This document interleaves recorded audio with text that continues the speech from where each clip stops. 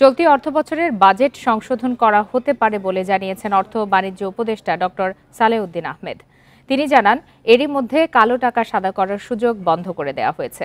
সকালে সচিবালয়ে রপ্তানি উন্নয়ন ব্যুরোর কর্মকর্তাদের সাথে বৈঠক শেষে এসব তথ্য জানান তিনি। উপদেষ্টা বলেন, বাজেটে বড় বড় উন্নয়ন প্রকল্পগুলোর বিষয়ে সরকারের উচ্চ পর্যায়ে সিদ্ধান্ত নেওয়া হবে। তিনি আরও জানান, শিগগিরই চলতি বছরের রপ্তানির লক্ষ্যমাত্রা প্রকাশ করা হবে। সাংবাদিকদের প্রশ্নের জবাবে অর্থ উপদেষ্টা বলেন, বাজারে ৫, ১০ ও ২০ টাকার কাগজের নোটের অবস্থা খুবই নাজুক। এটি দ্রুত পরিবর্তনের ব্যবস্থা করা হবে। দেশের মানুষকে যত্নের সাথে মুদ্রা ব্যবহারের আহ্বান জানান সালেউদ্দিন আহমেদ। প্রিয় নম্বর সেট করে বিকাশে সেন্ড মানি করুন ফ্রি।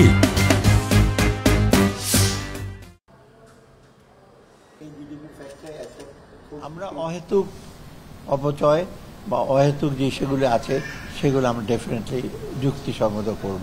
আর প্রজেক্টে ডক্টর ওয়াহিদুল মাহমুদ দেখবে যে যেগুলো অলমোস্ট কমপ্লিট সেগুলোতে ইস্যু করবে, আর কতগুলো আছে পাইপলাইনে, কারণ ওটার সাথে আবার ইআরডির আমার সম্পর্ক আছে, টাকা পয়সা আনা। তারা যদি বলে আমরা কন্টিনিউ করবো না, তো ডোনারদের বলবো না, করবো না।